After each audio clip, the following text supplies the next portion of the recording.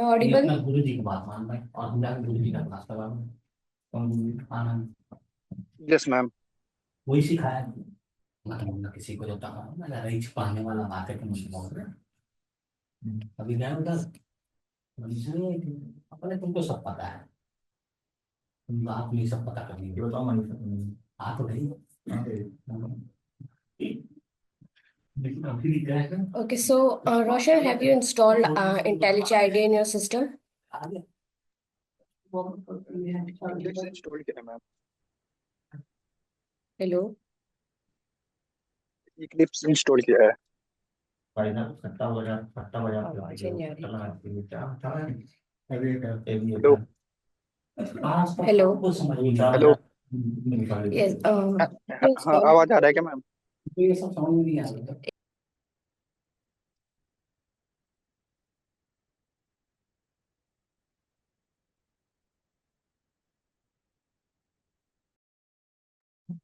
अब मैं क्या बोलूं Okay, so हेलो आज हम नेक्स्ट सेशन पढ़ेंगे अपना मैम, वेरिएबल। ओके, पीछे से नॉइस आ रहा है मैम। हेलो। मैम पीछे से नॉइस आ रहा है। एक सेकेंड।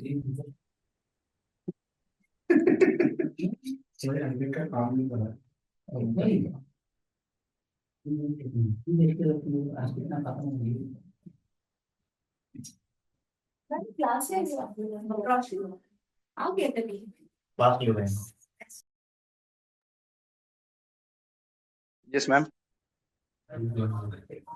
कल आप मेरे ठीक कर देते। Just give me second.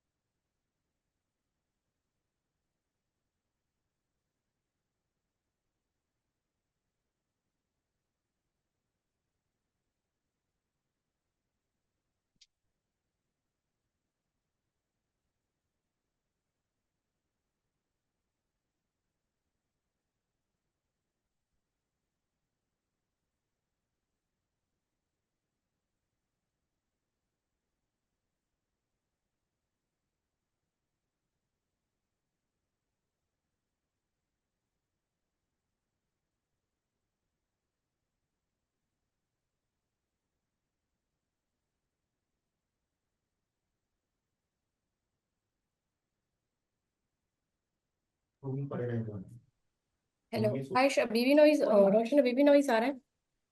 नहीं मैम, अब नहीं आ रहा है।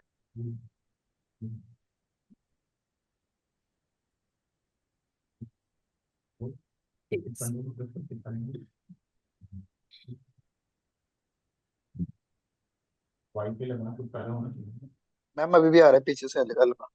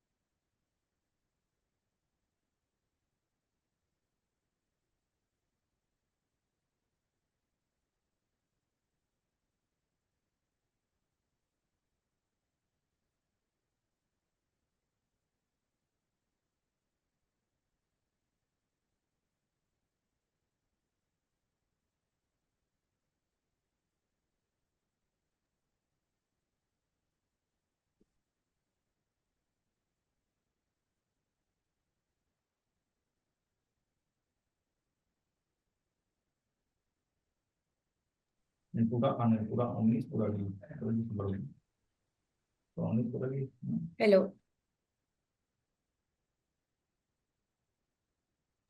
Hello. Yes ma'am. Yeah my voice is audible? I think अब नॉइस नहीं आ रहा होगा पीछे से। नहीं मैम।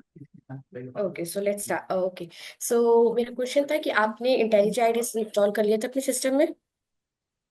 मैम इक्लिप्स इंस्टॉल किया था। Okay Eclipse, so you are going to perform all the programs on the Eclipse, okay?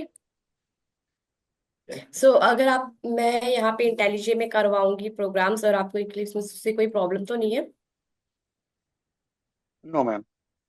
Okay, so let's start with this the next topic. Today we are going to study about the variable and the data types. Okay, so just let me share my screen.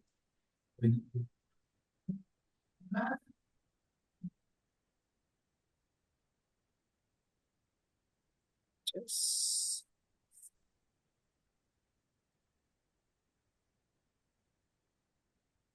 तो हमने introduction पहले देख लिया था कि जावा basically क्या होता है और उसमें फाइल जावा का जो भी फाइल स्ट्रक्चर रहता है उसमें हम कैसे कंपाइल करते हैं। अब हम अपना जो बेसिक फाउंडेशन है वहां से स्टार्ट करते हैं कि जावा के अंदर हम अपने वेरिएबल्स और डेटा टाइप कैसे डिफाइन करते हैं। Okay so yes ma'am. आपको भी पता होगा कि वेरिएबल्स हम किस लिए बनाते हैं कि जब भी हमें किसी भी टाइप का डेटा, अब हम अपने प्रोग्राम में कोई डेटा स्टोर कर रहे हैं तो वो डेटा स्टोर करने के लिए हमें कोई तो कंटेनर या कोई तो वैल्यू चाहिए जिससे हम आइडेंटिफाई कर पाए कि हमने कौन सा डेटा स्टोर किया है। ओके और जिसमें भी वो डेटा स्टोर हो रहा है वो हमारा एक कंटेनर हो गया। तो variables ma'am programming, yes. Hello Roshan, are you asking something? Ma'am बीच में कट कट। वॉइस ब्रेक हो रही है क्या? Hello, I think network issue वो आपकी साइड से, बिकॉज आपकी वॉइस भी ब्रेक होके आ रही है। हेलो,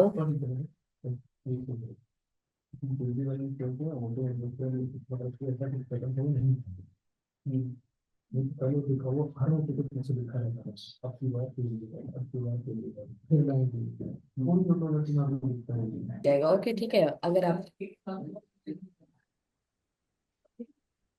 सो वेरिएबल्स आपको भी पता है कि हम वेरिएबल्स बनाते हैं अगर हमें अपना कभी भी कोई डेटा स्टोर करके रखना है। तो जिस भी डेटा के अंदर या जो भी हम डेटा यूज कर रहे हैं उसको वेरिएबल को स्टोर करने के लिए, अपनी वैल्यूज को स्टोर करने के लिए, वो क्या कहलाती है हमारी प्रोग्रामिंग की टर्म्स में उसको हम क्या बोलते हैं? वेरिएबल्स। तो वेरिएबल्स कुछ नहीं होते, जस्ट लाइक ए कंटेनर। वो क्या करते हैं? हमारे डेटा या इंफॉर्मेशन को स्टोर करते हैं। Okay okay ma'am. तो अब वेरिएबल्स हमने ये तो बता दिया कि हम उसमें वेरिएबल के अंदर अपना कुछ इंफॉर्मेशन या डेटा स्टोर कर रहे हैं, लेकिन वो इंफॉर्मेशन किस टाइप की होने वाली है वो, या वो डेटा जो है हमारा वो डिफरेंट तरह का हो सकता है। ठीक है, तो उसी डेटा को हम आइडेंटिफाई कैसे करेंगे कि जब सपोज अब आपके पास डिफरेंट डिफरेंट कंटेनर्स के अंदर आपका अलग अलग डेटा प्रेजेंट है, आपको बाहर से देख के कैसे पता चलेगा कि उसके अंदर कौन सा डेटा प्रेजेंट है? तो आइडेंटिफाई अपने डेटा को आइडेंटिफाई करने के लिए हम क्या यूज करते हैं? Data types. कि जब भी हम वेरिएबल्स डिफाइन करते हैं तो उनके आगे क्या है, हम उनका डेटा टाइप भी डिफाइन कर देते हैं कि अब हमें जब भी उस डेटा की नीड हो तो हमें पता हो कि हमें अपना कौन सा डेटा यूज करना है। सो आई अब variables, let's open our intelligent idea. Okay तो वहां पे देखते हैं, साथ के साथ हम प्रैक्टिकल भी करते चलते हैं।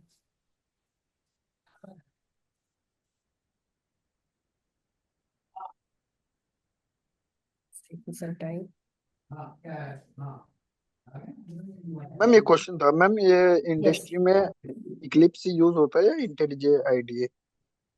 देखो अब इंटेलिजेंट आइडिया क्या है, ये आपको बेटर इंटेलिजेंस प्रोवाइड करता है एज कंपेयर टू एक्लिप्स। अब आज के टाइम पे आपको भी पता है कि एआई और जो भी है इंटेलिजेंस इतनी ऑटो कॉन्फ़िगरेशन सब इजीली वर्क करते हैं।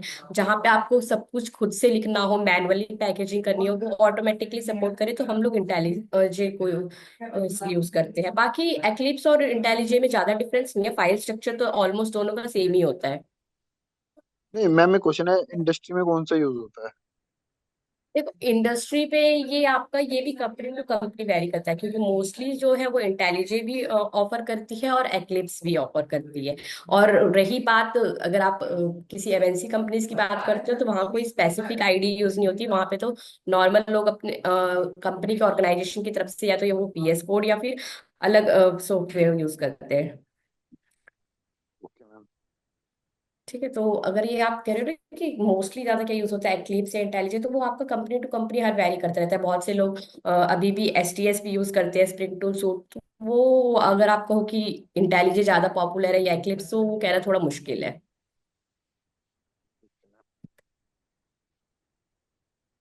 सो let's create a new class.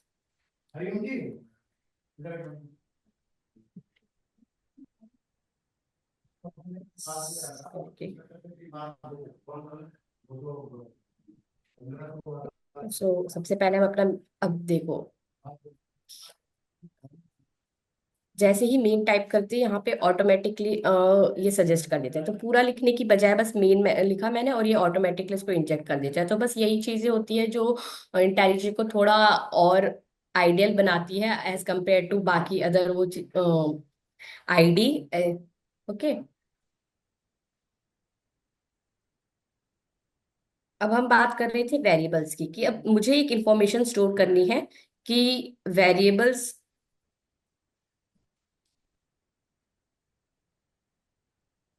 That suppose मेरे पास एक यूजर है और उस यूजर की एज बतानी है मुझे। ठीक है, अब मैं यहाँ पे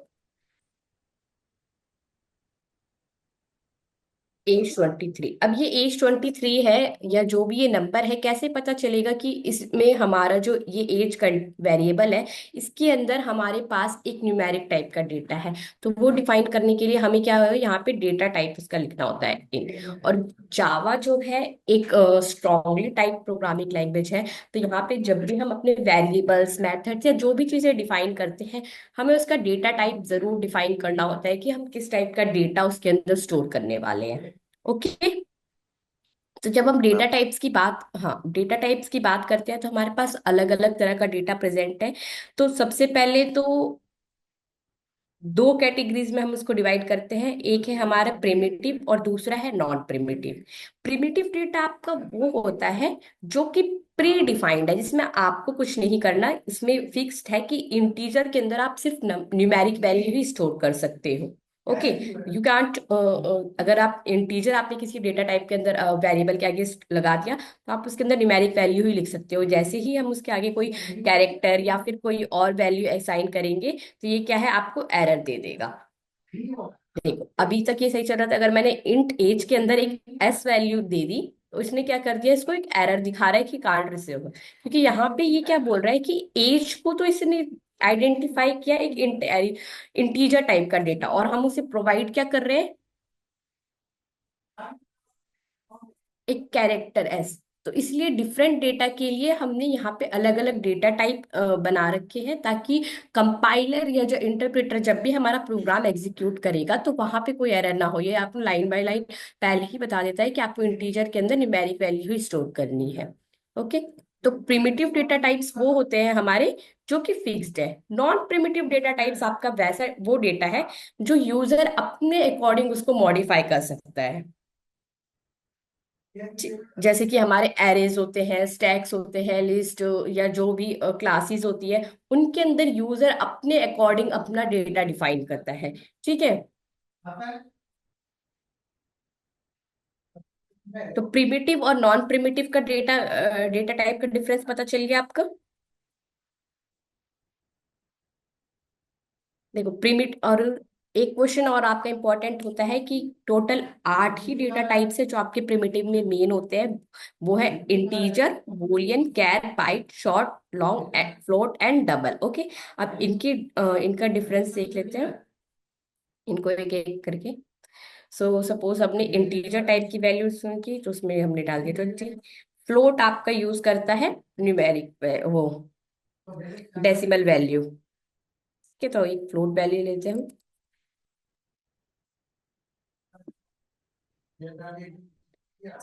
अब जब भी हम फ्लोट वैल्यू लिखते हैं तो अब कंपाइलर को कैसे पता चलेगा, है तो ये भी एक न्यूमेरिक वैल्यू और ये भी एक न्यूमेरिक वैल्यू। तो दोनों को डिफरेंशिएट करने के लिए हम क्या है, फ्लोट के आगे एफ लगाते हैं, ठीक है। और वैसे ही होता है आपका डबल। जो डबल होता है ये भी डेसिमल वैल्यू स्टोर करता है, बट इसका जो रेंज होता है, जो हमारी रेंज वैल्यू होती है वो एज कंपेयर टू फ्लोट बड़ी होती है। नंबर, डबल नंबर ही कर देते हैं, ठीक है।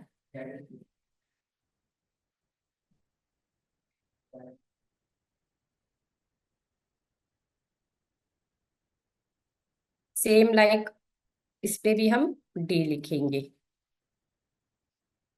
एक होता है आपका लॉन्ग,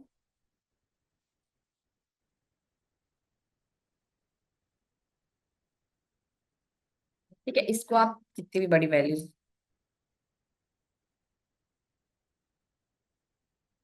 अगर हम इसके रेंज की बात करें, अगर आपको डेटा टाइप का रेंज देखना है तो देखो,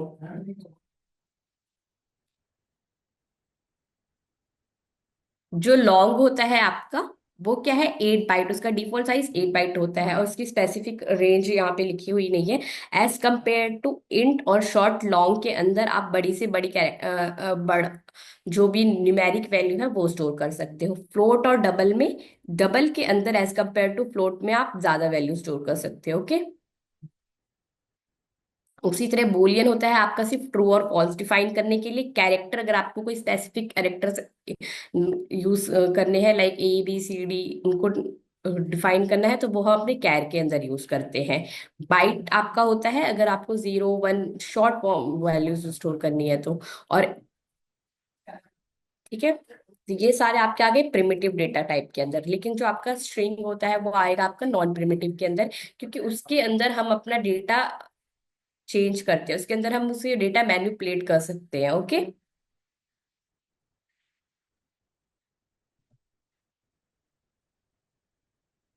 लॉन्ग हो गया और हो गया कैरेक्टर।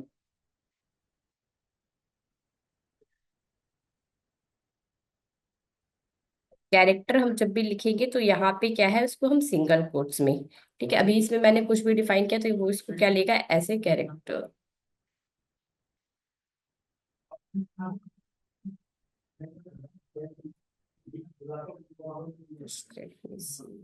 एक सिंगल कैरेक्टर।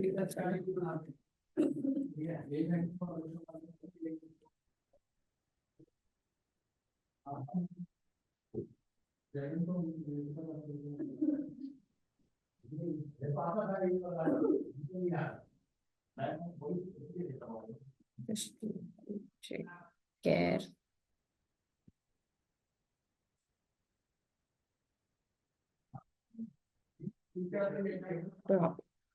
स्ट्रिंग्स को हमेशा डबल कोट्स में लिखते हैं और कैरेक्टर हमारा जो आता है वो सिंगल कोट्स में, ओके। Okay ma'am. इन सबको प्रिंट कर लो।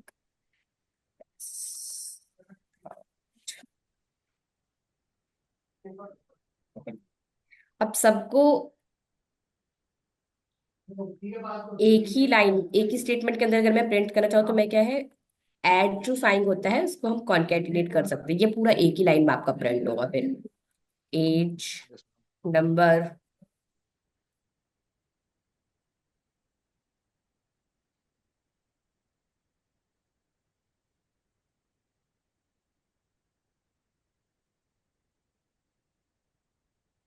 आपका सी नंबर।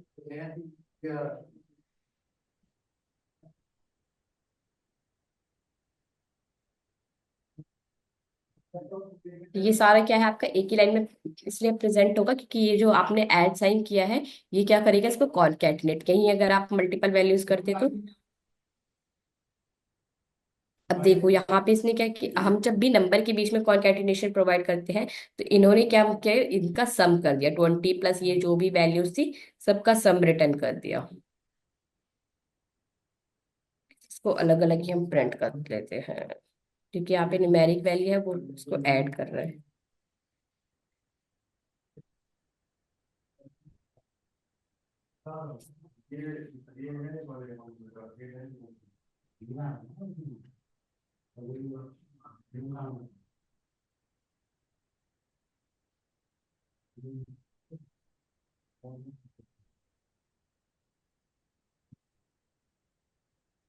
डेटा हमारा डबल टाइप का डेटा।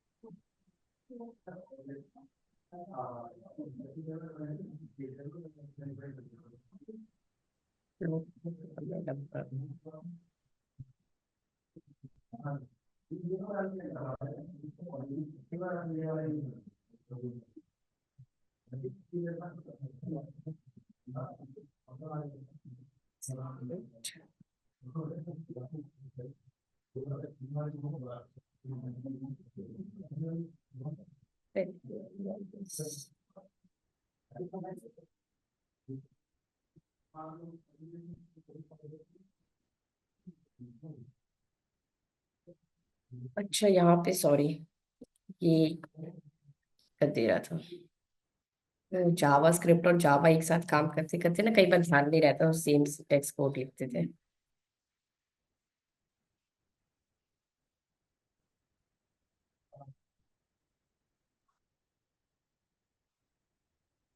ठीक है, तो ये आपकी देखो अलग अलग वैल्यूज आ गई है।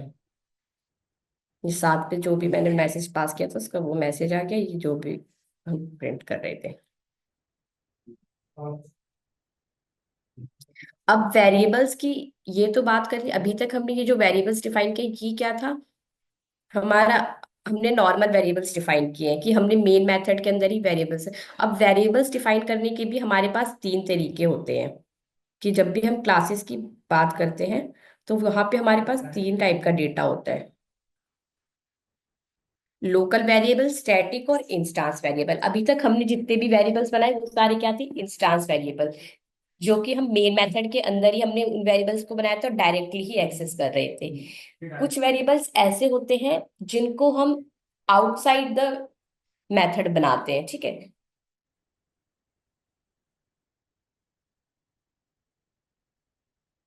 अभी तक देखो ये सारे वेरिएबल्स क्या थे हमारे, सॉरी कैच, ये सब क्या है अभी स्टैटिक मेन मेथड के अंदर बने थे। सपोज अगर यही वेरिएबल मुझे इस मेन मेथड के बाहर डिक्लेयर करना होता, यहाँ पे मेरा एक वैल्यू होती कैरेक्टर, कुछ भी नाम दे देते इसको, कैरेक्टर।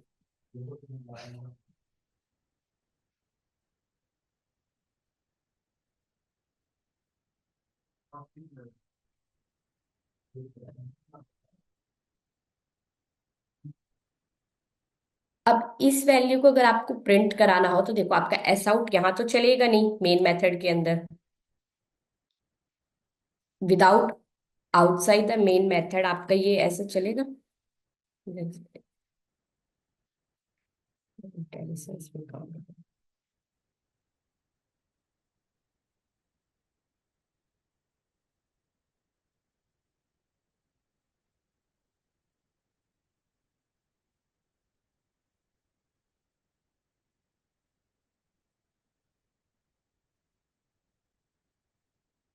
क्या नाम है इसका, कैरेक्टर।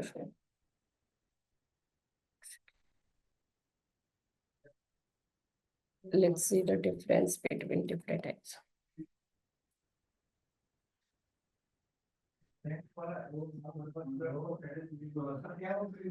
अगर आप इस कैरेक्टर की वैल्यू यहाँ प्रिंट करोगे तो ये आपको यहाँ प्रिंट करके देगा, एक सेकेंड।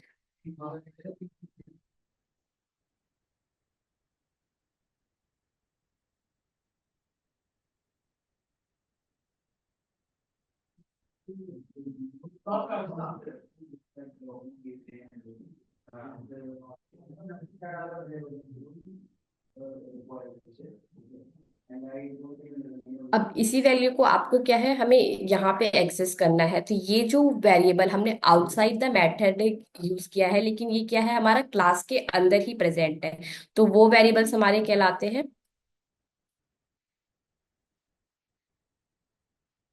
ठीक है, जो वेरिएबल्स हम बॉडी के अंदर जो हो हमारे क्लास के अंदर और उसके लेकिन मेथड के बाहर वो होते हैं हमारे इंस्टांस वेरिएबल। तो इस वेरिएबल को अगर हमें यहाँ पे यूज करना है तो हमें क्या है, इस क्लास का एक ऑब्जेक्ट बनाना होगा। ये जो वेरिएबल क्लास है, इसका एक ऑब्जेक्ट बनाना होगा। वेरिएबल v2 करके एक हमने ऑब्जेक्ट बनाया। अब आप इस वेरिएबल को यूज कर सकते हो, v2 डॉट कैरेक्टर।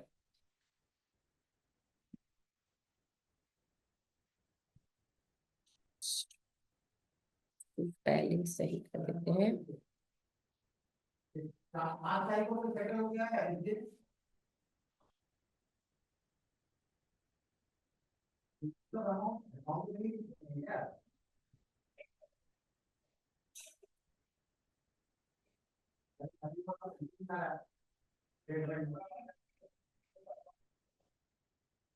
इसने अब डी प्रिंट करके दिया है, देखो आपको सबसे ऊपर।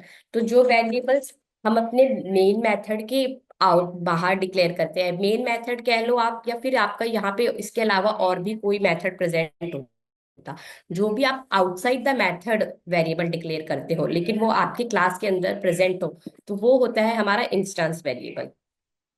क्योंकि इसको यूज करने के लिए हमें क्या जरूरत पड़ी, ऑब्जेक्ट की। हमने उस क्लास का एक ऑब्जेक्ट बनाया और उसके बाद हम उस वेरिएबल को यूज कर पा रहे हैं।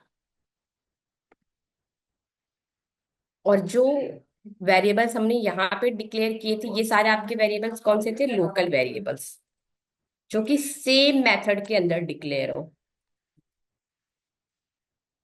These are the local variables. और एक होता है आपका स्टैटिक वेरिएबल। तो स्टैटिक वेरिएबल जैसे कि उसके नेम में ही स्टैटिक लगा है, तो ये हमेशा आपका स्टैटिक कीवर्ड के साथ स्टार्ट होगा। और स्टैटिक वेरिएबल का जो आपका फायदा होता है कि जब भी आप किसी वेरिएबल को स्टैटिक बनाते हो, यहाँ पे मैंने एक वेरिएबल यूज करती हूँ, स्टैटिक कैरेक्टर, स्टैटिक कीवर्ड है, उसके बाद आपका डेटा टाइप और एक कैरेक्टर।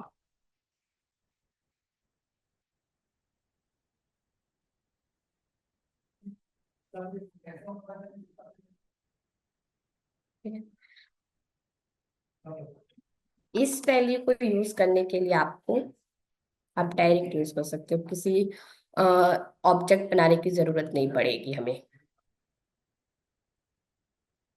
Okay ma'am. तो स्टैटिक का जो फायदा होता है ये ही है कि जब भी हम स्टैटिक वेरिएबल कोई बनाते हैं, तो ये जो ऑब्जेक्ट बना यहाँ पे, सॉरी जो वेरिएबल बना, इसकी कॉपी जितने भी स्टैटिक मेथड होते हैं वो सब उसको एक्सेस कर सकते हैं। जो भी स्टैटिक मेथड होंगे वो स्टैटिक वेरिएबल को विदाउट एनी ऑब्जेक्ट उसको एक्सेस कर सकते हैं। यही हमने नॉन स्टैटिक जो वेरिएबल बनाया था, यहाँ पे कोई स्टैटिक कीवर्ड लगाया था, तो इसको एक्सेस करने के लिए मुझे किसकी जरूरत पड़ी थी, मुझे इस क्लास का एक इंस्टांस बना, एक ऑब्जेक्ट बनानी पड़ी। यूजिंग दिस ऑब्जेक्ट वैल्यू हमने क्या किया, उसकी जो उसके अंदर वेरिएबल प्रेजेंट था उस वेरिएबल को कॉल किया। तो लोकल इंस्टांस और स्टैटिक वेरिएबल में क्या डिफरेंस होगा, थोड़ा सा आपको आइडिया मिल गया होगा प्रैक्टिकल से। तो जब भी डेफिनेशन की बात कहते हैं तो सिंपल है हमारा कि a variable which is declare inside the body of the method. जो हमारे मेथड बॉडी के अंदर डिक्लेयर किया गया वो हो गया हमारा लोकल वेरिएबल। जो स्टैटिक वेरिएबल तो सिंपल है कि स्टैटिक कीवर्ड के साथ स्टार्ट हो रहा है, और उसको क्या है, कोई भी स्टैटिक मेथड इजीली एक्सेस कर सकता है without creating any instance. Okay. और इंस्टांस वेरिएबल होते हैं कि जब भी हम किसी वेरिएबल को आउटसाइड द बॉडी और मेथड के, लेकिन क्लास के अंदर डिक्लेयर होना चाहिए वो। Okay ma'am. तो वेरिएबल्स और डेटा टाइप का जो मेन डिफरेंस है वो आपको समझ में आ गया। Yes ma'am. डेटा टाइप्स कितने, अच्छा अगर कोई पूछे आपसे data type, how many type of data we use in Java, तो क्या बोल, उसका क्या आंसर होगा। 8। एट। कभी भी ऐसे नहीं हो सकते, वो प्रिमिटिव डेटा टाइप्स एट होंगे। हमेशा दो टाइप्स का डेटा होता है, प्रिमिटिव और नॉन प्रिमिटिव। ठीक है, अगर आप पूछे कि प्रिमिटिव डेटा टाइप्स कितने होते हैं तो वो हमारे एट होंगे। Yes ma'am. ओके। अच्छा, हमने अभी तक क्या किया, सिर्फ आउटपुट दिया, मतलब हम क्या कर रहे हैं, यूजर जो भी वैल्यू लिख रहे हैं उसको प्रिंट करा रहे हैं। सेम इसी वे में अब हम चाहते हैं कि यूजर, अगर यूजर से हमें इनपुट लेना हो तो उसके लिए हमें क्या यूज करना होता है, स्कैनर। स्कैनर जो क्लास होती है वो क्या करती है, न्यू। अब हमें चाहिए यूजर से कोई इनपुट लेना हो डेटा टाइप, तो हम क्या करेंगे, यहाँ पे स्कैनर क्लास को अपने इंपोर्ट करेंगे मेन मेथड के अंदर, न्यू स्कैनर और सिस्टम। अब जो इनपुट होगा वो आपका किससे आएगा, थ्रू द कीबोर्ड, जो भी सिस्टम होगा या यूजर के पास होगा उसकी हेल्प से यूजर एंटर करेगा। तो इसलिए स्कैनर के अंदर अब क्या आर्गुमेंट पास करते हैं, सिस्टम डॉट इन। इन आपका इनपुट स्ट्रीम को डेडिकेट करता है। अब यूजिंग जो आपने स्कैनर क्लास का, ये हमने एससी इंस्टांस बनाया है, या आप कोई भी जरूरी नहीं है एससी ही, आप इसका कुछ और भी नाम रख सकते हैं, इससे कोई, ये सिर्फ आपको स्कैनर क्लास का एक ऑब्जेक्ट क्रिएट करना है। तो यहाँ पे हमने ऑब्जेक्ट क्रिएट किया। अब इस एससी की हेल्प से हमें यूजर से जिस भी टाइप का डेटा लेना है हम वो ले सकते हैं। तो सपोज हम प्रिंट करा लेते हैं। अब हम एक वैल्यू लेते हैं इंट नंबर वन। अब ये जो नंबर वन वैल्यू है ये कौन दे रहा होगा, हमें यूजर। अब एससी डॉट नेक्स्ट, यहाँ पे यूजर को भी पता चलना चाहिए कि वो इंटीजर टाइप का वैल्यू ले, इसलिए हमें क्या है यहाँ पे इस पे भी डिफाइन करना होता है नेक्स्ट।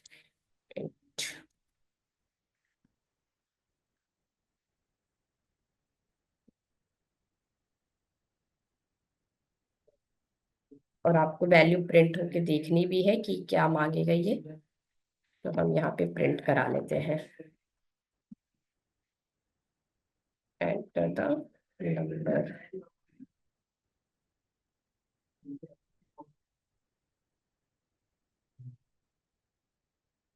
जो वैल्यू यूजर ने एंटर की होगी वो नेक्स्ट टाइम में आपके मैसेज के साथ प्रिंट हो जाएगा।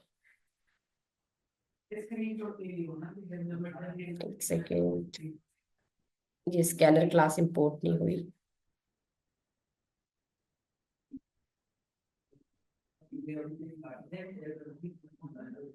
इसको आपको इंपोर्ट भी करना होता है।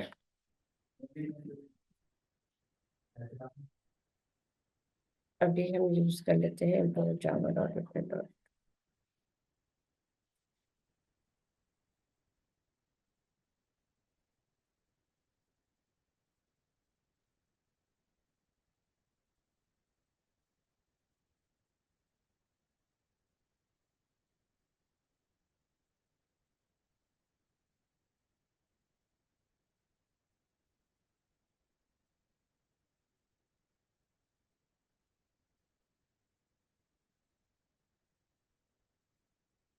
रीरन करते हैं। अभी मैंने सारे पैकेजेस इंपोर्ट किए। जब भी स्कैनर क्लास हम लेते हैं तो उसको हमें इंपोर्ट भी करना होता है।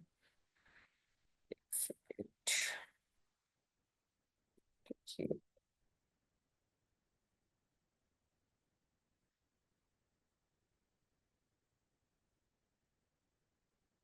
तो अब यहाँ पे देखो, ये आपसे इनपुट मांग रहा है तो हम यहाँ पे देंगे 34। इसने क्या किया, वो नंबर प्रिंट कर दिया। तो यूजर से इनपुट लेने के लिए कौन सी क्लास यूज होती है, स्कैनर। ठीक है। और यहाँ पे भी जिस टाइप का इनपुट हमें चाहिए वही ये लेगा। अगर इसकी जगह पे मैं कुछ और वैल्यू एंटर करती तो ये आपको एरर दे देता। तो जैसे अपने डेटा टाइप्स के लिए यहाँ पे इंट फ्लोट जो भी डिफाइन करते हैं उसके लिए हमने अलग अलग टाइप डिफाइन किया था, उसी तरह से हमें एससी के अंदर भी वैल्यू पास करनी होती है कि अगर आप किस तरह का डेटा देने वाले। तो देखो यहाँ पे क्या दे दिया इसने, exception in thread main Java dot total input mismatch exception. तो ये इसने किसकी हेल्प से मैच किया, जो आपने यहाँ पे नेक्स्ट इन पास किया था। तो ये आइडेंटिफाई करेगा कि आपने जो वैल्यू एंटर की है वो इंटीजर ही है या फिर दूसरी। ओके। तो सेम इंट के लिए आपका इंट होता है नेक्स्ट इंट, फ्लोट के लिए नेक्स्ट फ्लोट, डबल के लिए नेक्स्ट डबल, ठीक है। सारा यहाँ पे कैमल के इस कैरेक्टर में तो एक एक डिफाइन करने की जरूरत है, या फिर ये प्रैक्टिस आपको पता चल जाएगा। इस दो मैम। यहीं पे अगर अगर मुझे कोई फ्लोट वैल्यू चाहिए होती यूजर से, अगर फ्लोट वैल्यू एंटर करवानी है तो यहाँ पे लिखेंगे हम S C dot next float.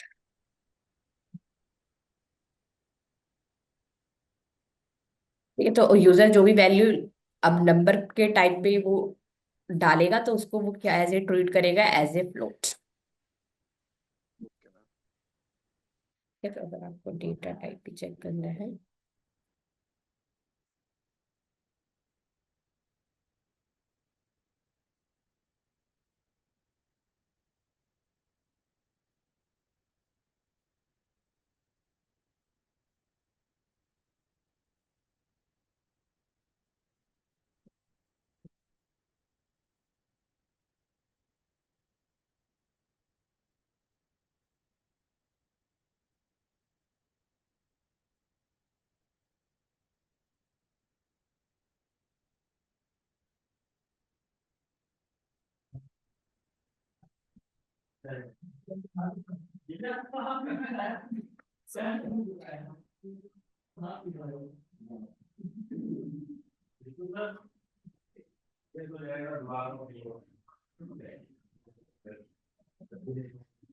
Number two क्या हमने पहले डिक्लेयर कर रखा है? सेकेंड। मैम टाइप ऑफ के अंदर ये लिखा जाएगा शायद नंबर अभी टू। टाइप ऑफ है ना, इसकी वजह से ये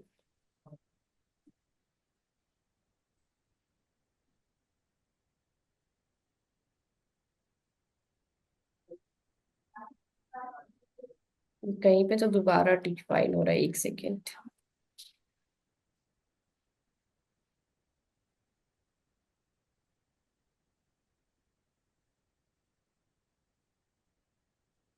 अभी तो सही चल रहा है।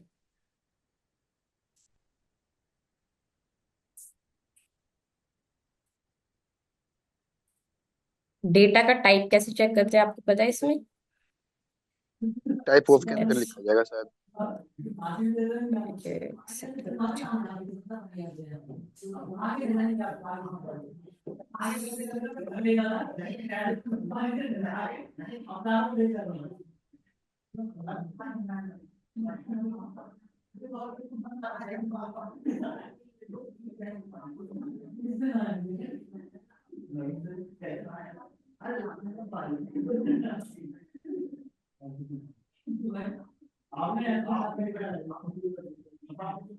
कुछ चीज का मैं ना बाद में एक बार आपको चेक करके बताऊंगी कि हो सकता है ये पैकेजेस भी इसमें सही से काम नहीं कर रहे हैं ना।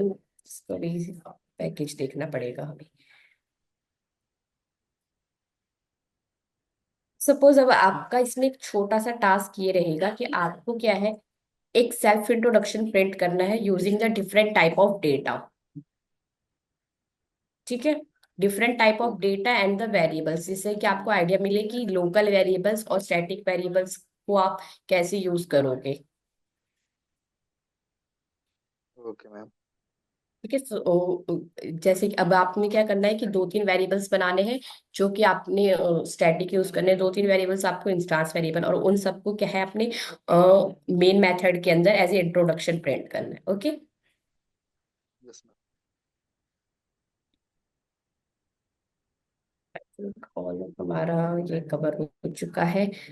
सिस्टम डॉट जो आउट था वो हमने पूरा एक्सप्लेन कर दिया। यहाँ पे ये जो थी सारे फॉर्मेट्स लिखे हुए हैं कि बूलियन के लिए, बाइट, डबल, इंटीजर के लिए कौन कौन सा मेथड हम यूज करते हैं। ओके।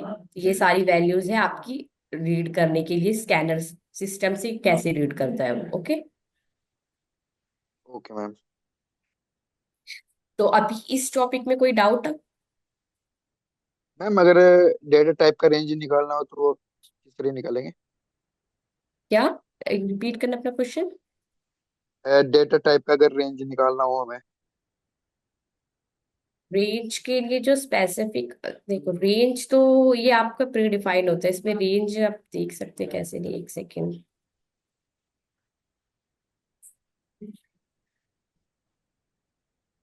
नहीं मैम प्री डिफाइंड तो होते हैं बट हमें कैसे पता लगेगा कि इसका रेंज यहाँ से यहाँ तक ही है, बाइट का और फ्लोट का? देखो रेंज के लिए हम उसमें कभी सेट नहीं करते कि ये कहाँ से कहाँ तक उसका रेंज है। वो आपको सीधा मैक्सिमम, अगर आप जो नंबर है वो एक्सीड करेगा वहां से, तो वो आपको एरर थ्रो कर देता है। नहीं मैम क्वेश्चन नहीं समझ रहे हो आप। मैं कह रहा हूँ कि जैसे कि हमने कोई नंबर टाइप किया और उसमें हमें पहले पता होना चाहिए ना कि हम जिस तरह इंट में यहाँ से लेकर यहाँ तक के नंबर ही वो इनपुट हो सकता है, तो वो पूछ रहा हूँ, मेरा क्वेश्चन है। देखो रेंज हम वो चेक कर सकते हो, आप उसका स्पेसिफिक मेथड वही है पूछ रहा हूँ मैं। जावा में।